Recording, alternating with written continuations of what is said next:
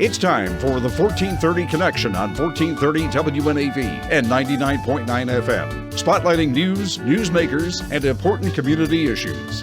Now, with this week's edition of the 1430 Connection, here is WNAV news anchor Donna Cole. Welcome to the 1430 Connection. I'm Donna Cole. In the studio with me today, I welcome Torrey Snow. Torrey is a North County resident.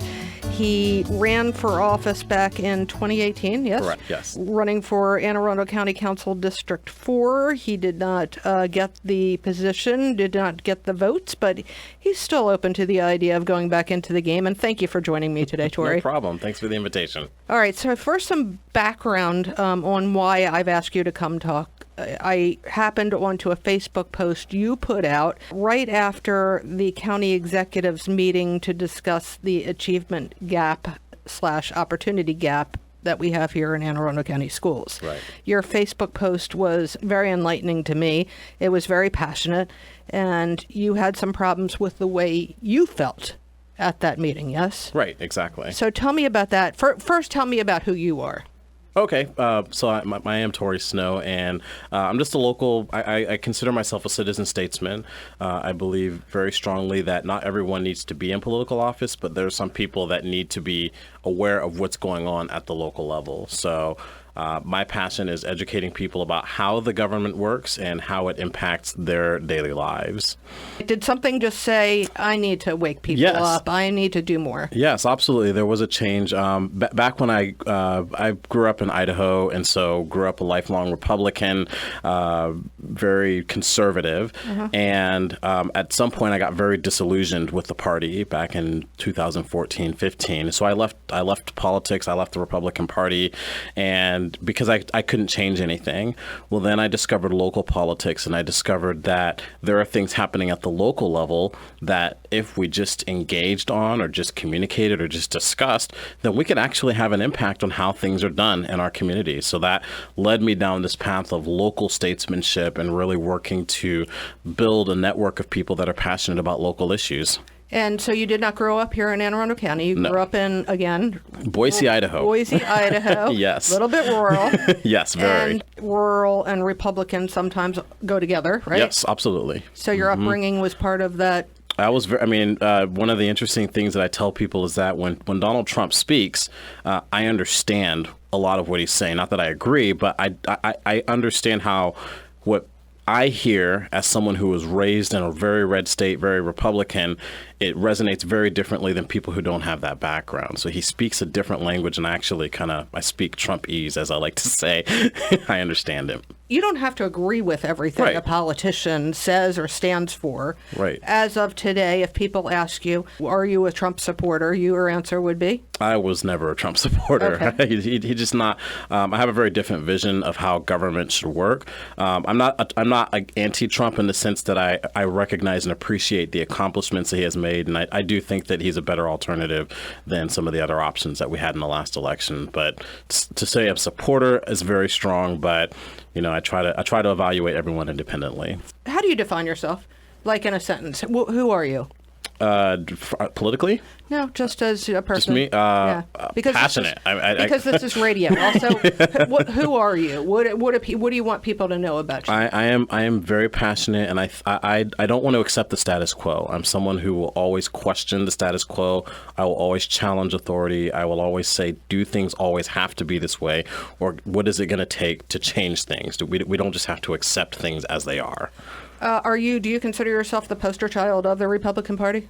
No. Could you elaborate on that? No. Well, so when I go around, I communicate with a lot of political groups. I have active relationships with the NAACP, with more progressive groups. I describe myself more as a libertarian, a conservative flavored libertarian.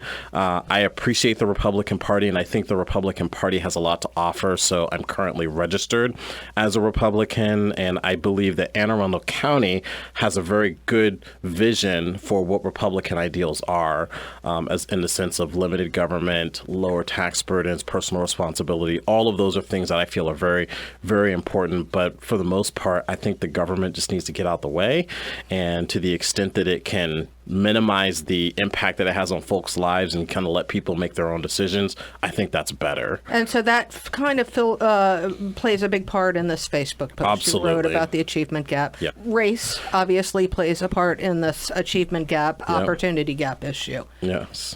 Because this is radio and people aren't seeing you, do you want to tell people what you look like? So I'm an African American. I identify as black for those that are concerned.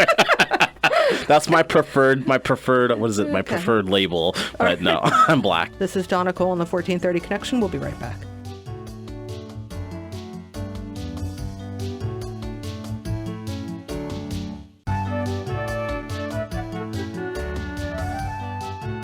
Welcome back to the 1430 Connection. I'm Donna Cole. In the studio with me is Torrey Snow.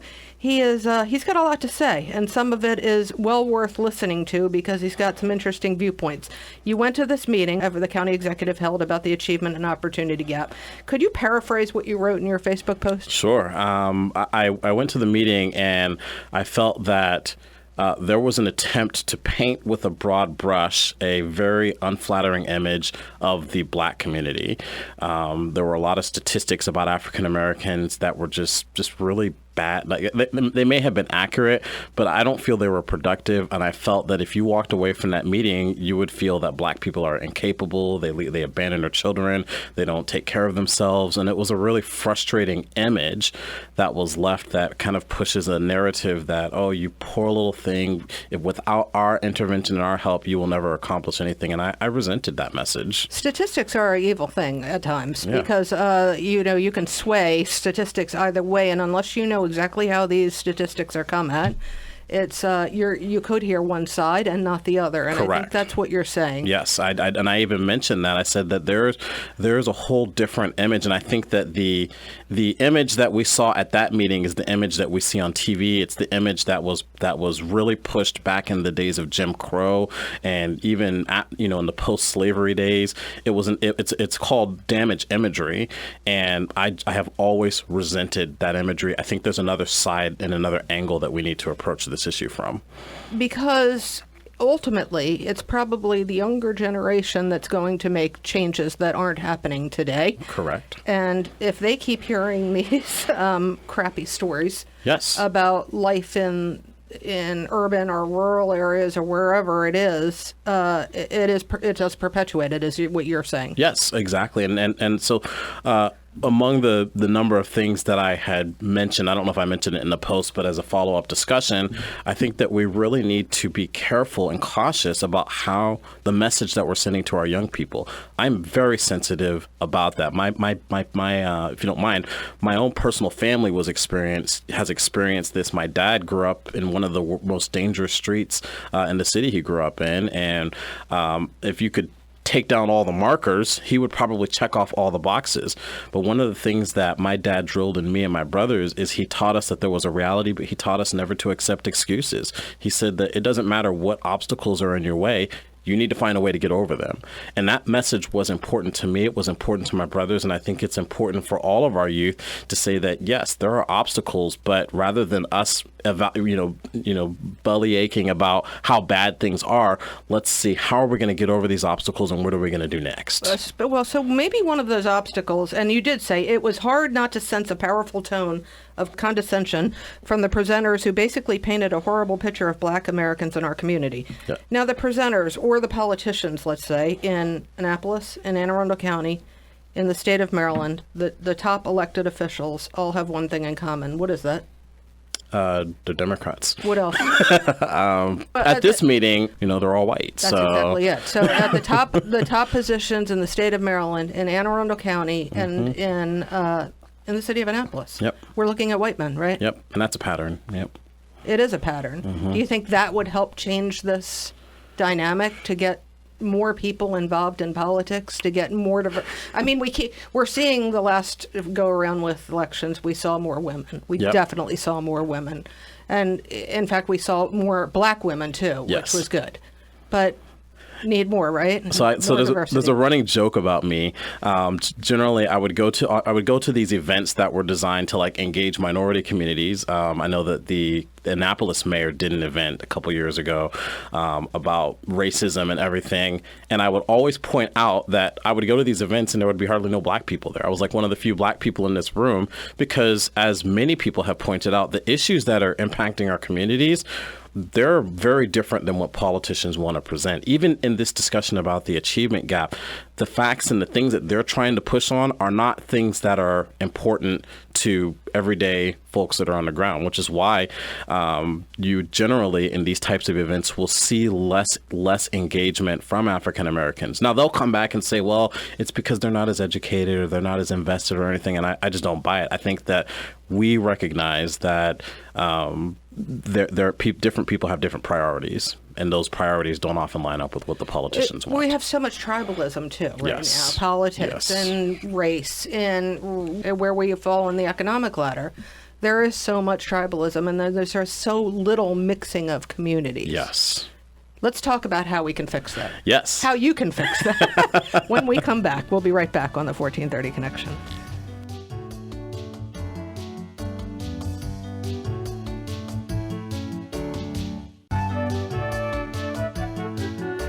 Welcome back to the 1430 Connection. I'm Donna Cole, and I am sitting with Torrey Snow, who we've never met before, but I'm really glad we have met because I like what he has to say. Torrey, how can we fix the woes that are in our communities right now? We got to talk to each other more.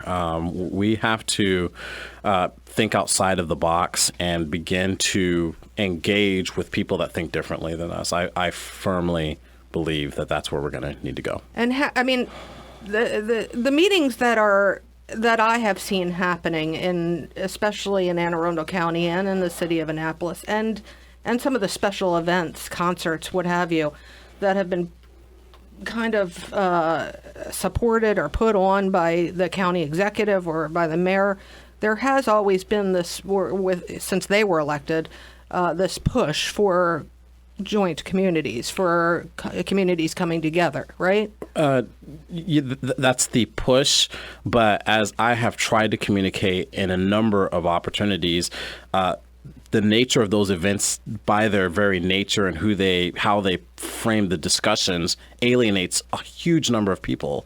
So if you don't believe their political philosophy, or if you don't buy into their ideology, there's a very good chance that people feel like their voice isn't going to matter, and so they won't participate. We saw this most evident in this whole gun violence task force.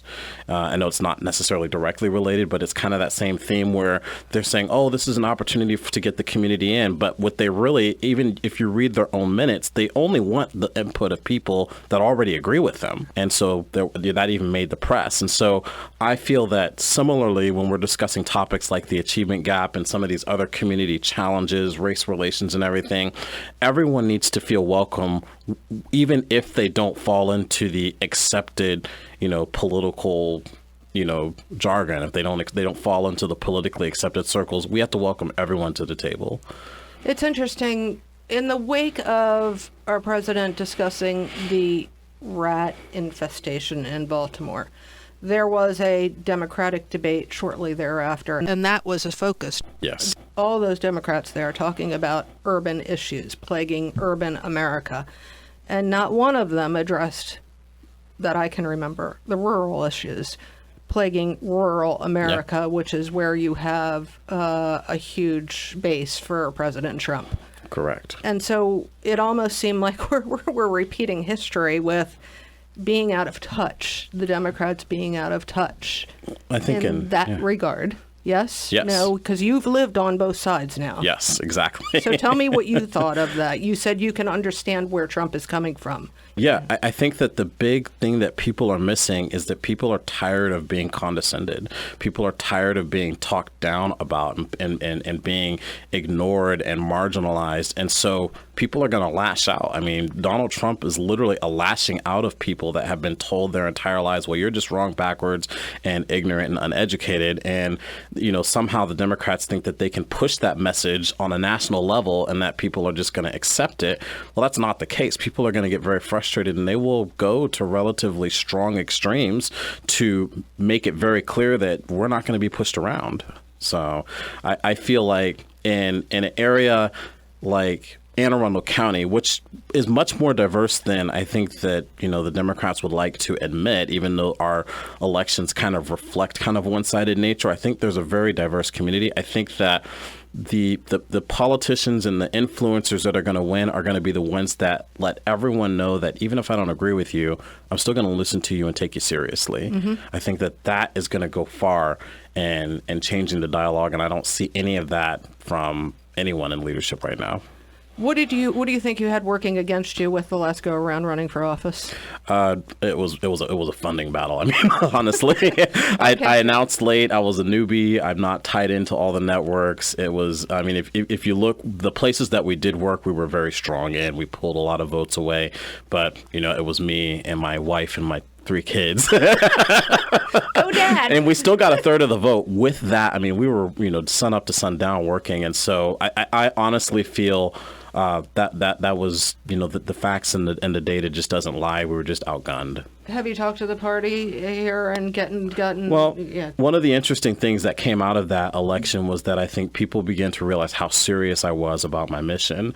And a number of people have taken note, and it's created and opened up some doors for some more opportunities, which is why I'm not closing the door on it, but I'm the kind of person that likes to communicate. And politics is not really my forte in the sense that I like to say what needs to be said, not what people want to hear. And so that's generally a handicap in politics, but I think that things are shifting and the tides are shifting, that a candidate like me could be more competitive maybe at a future date as people become more open to the truth. You think in North County is the right area, or? Yeah, I do feel like North County is a good area for me just because of my history there. I've got a lot of background there, a lot of my networks and the people that I know, the communities I've engaged with are there. But, quite frankly, my goal is, I'm interested in Anne Arundel County. And so as the message expands and as more and more people begin to communicate a desire to understand and take control of their government, I'm happy to reach out wherever I can. How can people reach you? You have a Facebook page, right? Yes, Torrey Snow, Citizen Statesman is my Facebook page. Okay. Another great way to get a hold of me, I'm small enough that I can take emails. You can send me an email at tsnow@snowforliberty.com. I'm happy to receive those. I do have Instagram and Twitter, but I kind of use those, on an occasional basis. But another great avenue for a lot of folks that we are going to try to expand is that I'm currently the president of the Frederick Douglass Foundation of Maryland, and it's a chapter that tries to create this engagement. The Frederick Douglass Foundation is organizing an event called The Achievement Gap and Alternate Perspective. And that's going to be on October the 24th at 6:30 at the Odenton Regional Library. And at that event, we're basically going to lay out a few of the elements of the achievement gap that isn't discussed very often. So we're going to talk a bit about toxic classrooms and the fact that teachers are disrespected by students, and there's just a toxic environment, bullying and things like that we just don't talk about, and how that impacts the achievement gap. We'll also take on a few other things like what do we do to reduce the administrative burden on teachers so that they can focus on teaching and actually provide a wholesome learning experience for their children, and how we can empower parents and send a better message to our youth. So it's going to be a really exciting event. I think, my goal is to make sure people feel like it's a good use of their time. And so we're going to bring up a lot of topics, and hopefully people will feel that there's a lot of ways that we can approach this issue as a community. An important meeting. Thanks. Yes. So plenty of ways to get a hold of you. You do want change. You cannot make change by yourself. You need an army, and you welcome people to help. Yes, absolutely. And I'm open to anyone in the sense, I will listen to you. Even if I disagree with you, I promise to listen to you. I promise to consider your ideas, and we can maybe find some common ground. It was such a pleasure to meet you. Thank you. Thank you for the invitation to speak. Thanks, Torrey. This is Donna Cole on the 1430 Connection. We will see you next week.